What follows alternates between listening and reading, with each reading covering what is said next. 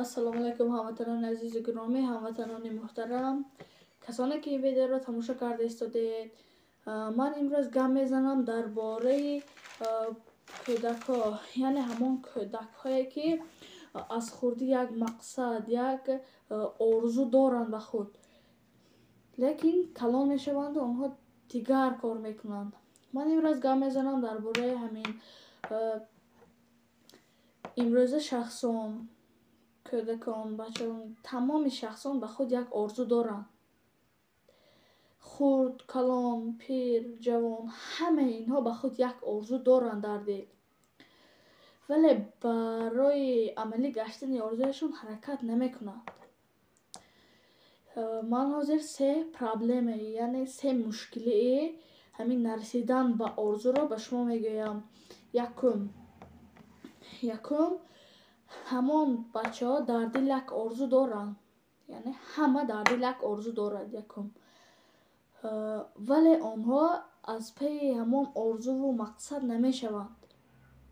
Орзу доранд, лекин аз пеяш намешаванд. Бояд барои он ки муваффақ шуд, бояд ҳамон орзуро аз хурдӣ, мисол духтурми, стоматологми, инженерми, архитекторми, программистми, бизнесмени, бояд аз хурдӣ ҳамин шавқу рағбат дошта бошанд аз хурдӣ. Ва барои гирифтани ҳамон таҷрибаву илму дигар чизҳоро ба худ бояд зиёдтар гиранд, то ки дар оянда ба онҳо осон шавад. Якум ҳамин аст. Орзуи онҳо бо мақсадашон рост намеояд. Яъне орзуи онҳо бо мақсадашон рост намеояд. Дар дил орзу доранд, аммо беҳудагардию зиёд телефонро бозӣ кардану дар интернет 24 саат шиштану ҳамин хел корҳоро анҷом медиҳанд. Не, ин тавр хатост. Онҳо бояд аз пеи мақсад шуда ояндаи худашонро созанд. Вале ин тавр намекунанд.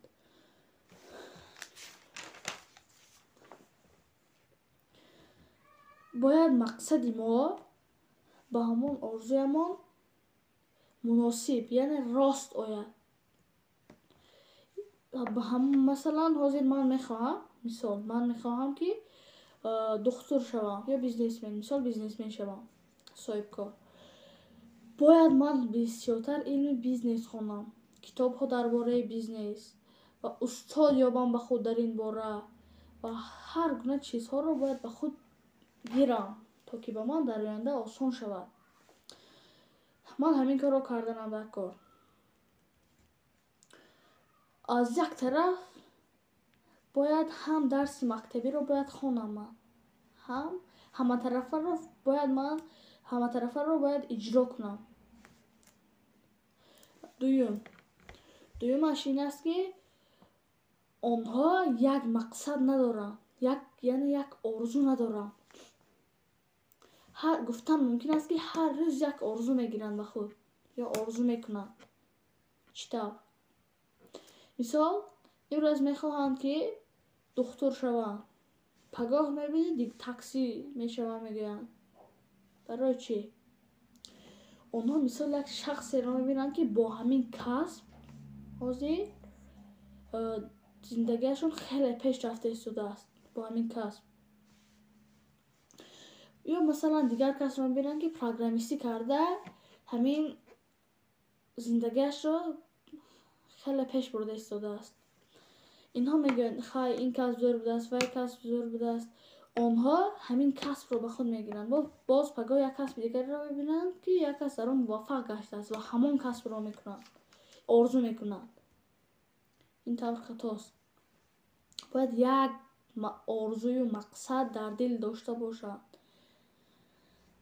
Сеюм, онҳоро аз ҳар тараф хешовандон гӯё аз орзуяш боз медоранд. Мисол, ин мехоҳад ки бизнесмен шавад, аммо дигарон ҳамин хешовандон мегӯянд не ин шав, вай шав.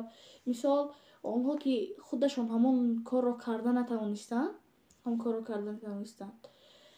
мехоҳанд ки ҳамин ҷиянашон, наберашон ҳамон орзуи ҳамонҳоро бароварда кунад.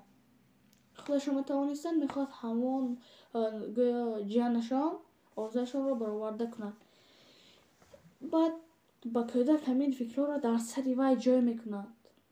вай тамоман шавқу рағбат баъд аз вай дур мешавад. Яъне ҳамин чизе ки шавқу рағбат дошт, вай ҳам ба дилаш мезанад, инҳо ҳам вай намедонад вай чӣ кор кунад. бояд ҳамон шавқу рағбати худамонро ҳеҷ кас аз мо гирифта натавонад. ба ҳамон шавқу рағбат дорем, бисёртар аз болои худамон кор карда ҳамонро дар худамон зиёд кунем ва дар оянда метавонем муваффақ шавем. суханҳои ҳеҷ шахсонро гӯш надиҳем ба ҷуз шахсоне ки ба мо ягон фоида ё ягон фикрҳои тоза барои муваффақ шудан ягон фикр медиҳанд ба мо. мисол ҳамин гуна шахсонро гӯш кардан дар кор. бинандагони гиромӣ, ин буд 3 проблемае ки кӯдак муваффақ намешавад. агар ин видео ба шумо маъқул шуда бошад, поделитса кунед, лайк кунед, фикратонро дар таги видео нависед. То барномаҳои дигар, хайр.